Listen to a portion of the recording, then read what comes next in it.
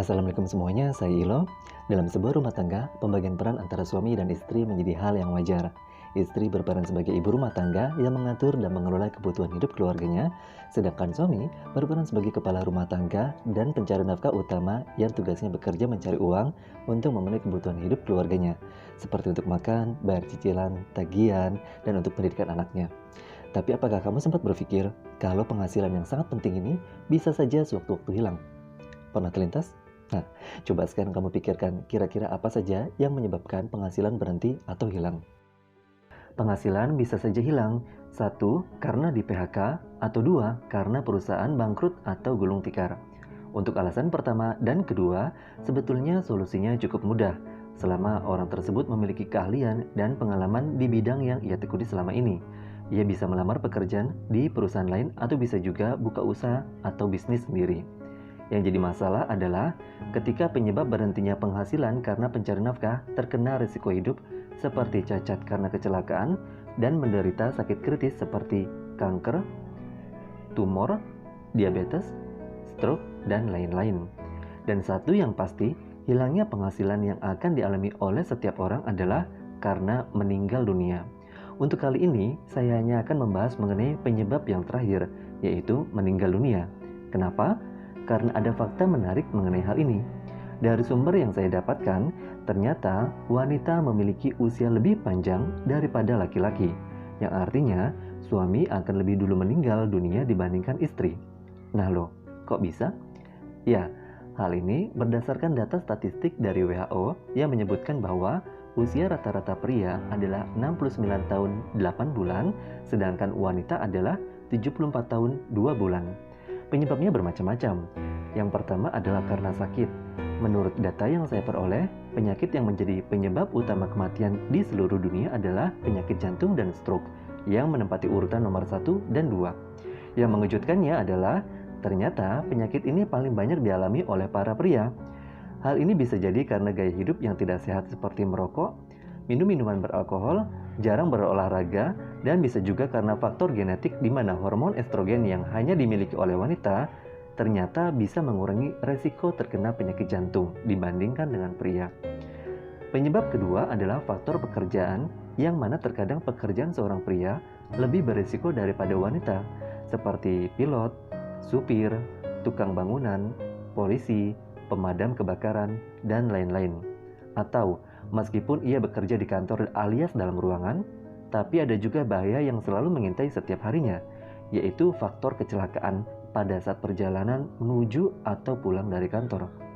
Menurut saya, hanya ada dua hal yang terjadi di jalan, yaitu menabrak atau ditabrak. Terkadang kita sudah berhati-hati membawa kendaraan, tapi belum tentu orang lain juga hati-hati. Kita sudah taat rambu lalu lintas, tapi belum tentu orang lain juga taat. Faktor yang ketiga yaitu preferensi atau kesukaan. Biasanya seorang pria lebih suka memilih wanita yang lebih muda usianya sebagai pasangannya. Begitupun wanita lebih suka mencari sosok pria yang lebih tua darinya karena dianggap lebih dewasa, lebih matang pemikirannya, lebih mapan secara keuangan, dan lebih nyaman karena merasa terayomi. Karena usia suami yang lebih tua dibanding istri saat menikah, maka diperkirakan suami akan meninggal lebih dulu dibanding istri. Lalu apa yang terjadi ketika suami sebagai pencari nafkah meninggal dunia lebih dulu? Yang pasti, keluarganya akan kehilangan tiga hal, yaitu sosok suami bagi istrinya, sosok ayah bagi anak-anaknya, dan yang sering terlupakan yaitu penghasilan bagi seluruh keluarganya.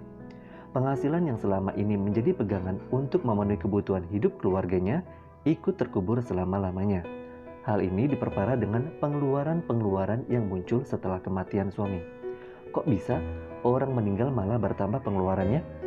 Tentu saja, karena keluarga yang ditinggalkan harus menyediakan dana yang cukup besar untuk biaya pengurusan jenazah, biaya pemakaman, biaya perawatan makam atau kuburan, pajak balik nama kendaraan atau rumah ke ahli warisnya, dan untuk beberapa daerah di Indonesia, mereka juga harus menyediakan dana yang lebih besar lagi, mulai dari puluhan hingga ratusan juta, untuk melaksanakan upacara adat kematian. Seperti di Bali ada upacara ngaben, di Batak ada upacara sahur matua, di Toraja ada upacara rambu solok, dan lain-lain. Atau yang paling sering kita jumpai di lingkungan sekitar rumah ketika ada yang meninggal dunia adalah adanya tahlilan. Meskipun biaya tahlilan mungkin tidak sebesar ketiga upacara adat tersebut, tapi yang perlu diingat adalah terkadang tahlilan dilakukan berulang kali. Contoh, 1 hari, 7 hari, 40 hari, 100 hari, 1 tahun, 2 tahun, dan 1000 hari. Sedikit-sedikit, tapi kalau dilakukan berulang kali jadi banyak juga kan? Nah, ketika seseorang meninggal dunia, lalu apa yang terjadi dengan harta bendanya? Dalam hukum, harta benda ini menjadi harta tak bertuan yang akan berpindah kepemilikan ke orang-orang yang berhak menerimanya, yang biasa disebut sebagai para ahli waris. Sedangkan harta bendanya disebut warisan, dan proses perpindahan warisan ini melalui proses hukum waris.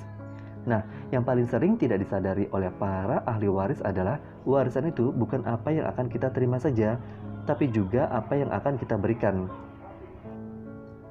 Karena warisan itu meliputi hak dan kewajiban. Artinya, ahli waris akan menerima harta kekayaan almarhum termasuk seluruh hutang-hutangnya.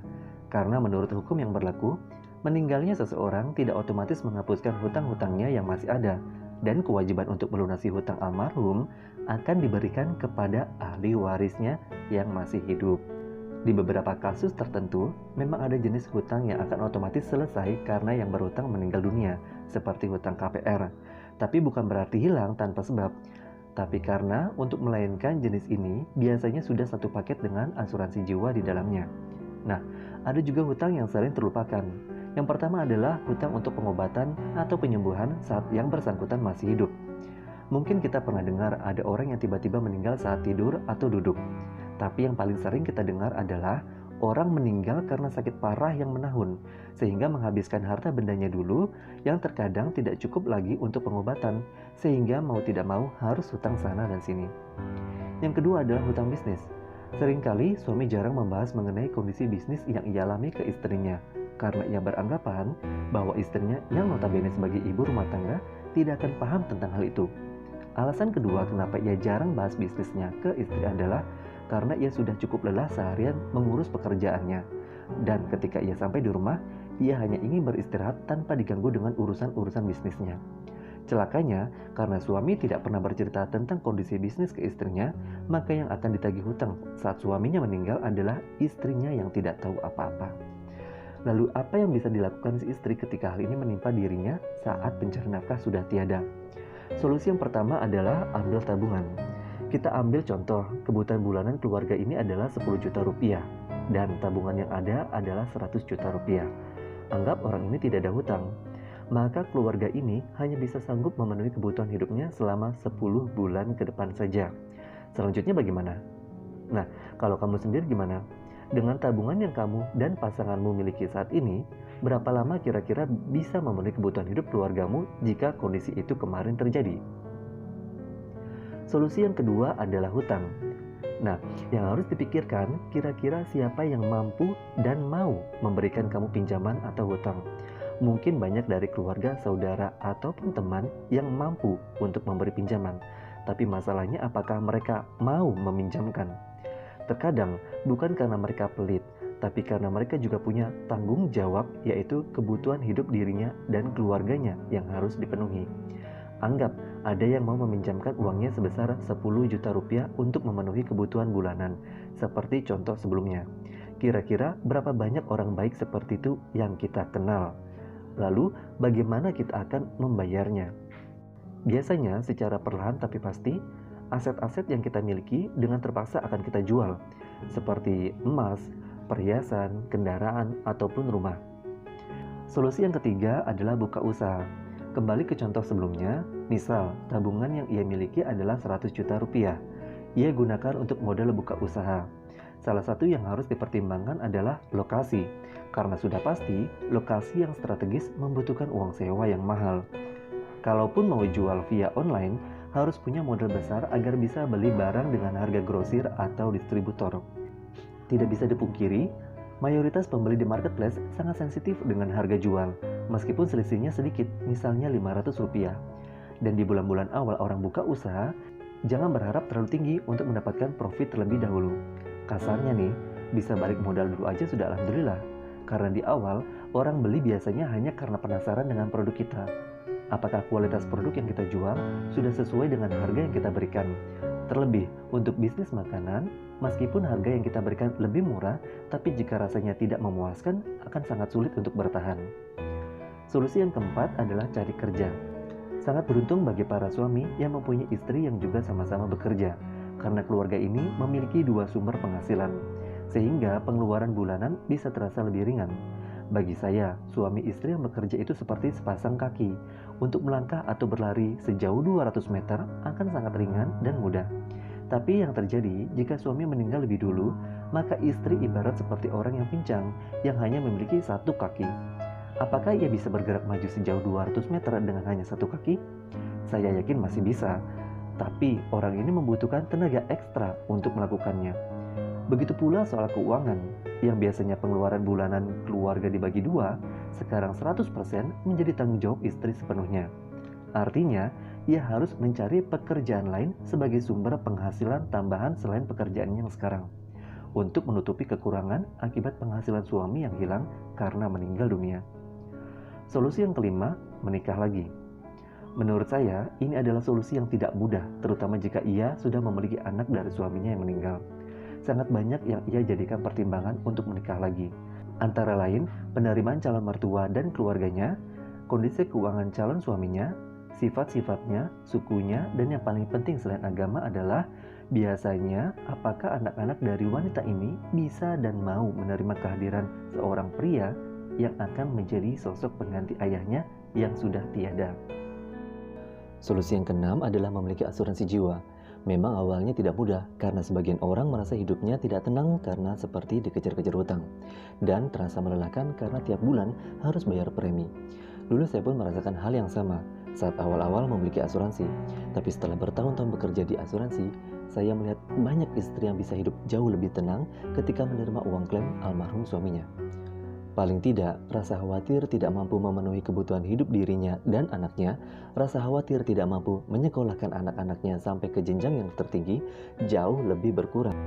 Rasa lelah yang selama ini dirasakan ketika membayar premi sewaktu suami masih hidup mungkin jauh lebih ringan dibandingkan jika almarhum suami tidak memiliki asuransi jiwa, karena ia akan lebih lelah menjalani sisa hidupnya dan memikirkan masa depan dirinya dan anak-anaknya kelak. Percayalah, meskipun masih ada istri yang menolak suaminya punya asuransi jiwa karena mungkin takut uang belanjanya berkurang, tapi saya yakin tidak ada janda yang menolak uang klaim asuransi jiwa almarhum suaminya. Tapi saat ini saya sudah tidak memiliki suami, apakah masih perlu asuransi jiwa? Ya, meskipun tidak ada suami, kamu juga harus punya asuransi jiwa, karena ada orang-orang yang kamu sangat cintai yang sangat bergantung pada dirimu. Bisa jadi itu anak-anakmu, orang tuamu, atau yang lainnya. Karena asuransi jiwa itu dimiliki bukan untukmu, tapi dari kamu untuk orang-orang yang kamu sayangi. Itu adalah bukti cinta yang sebenarnya. Ya, semoga informasi yang saya sampaikan bermanfaat. Jangan lupa klik like, share, and subscribe untuk mendapatkan video-video saya selanjutnya. Saya Ilo, and see you.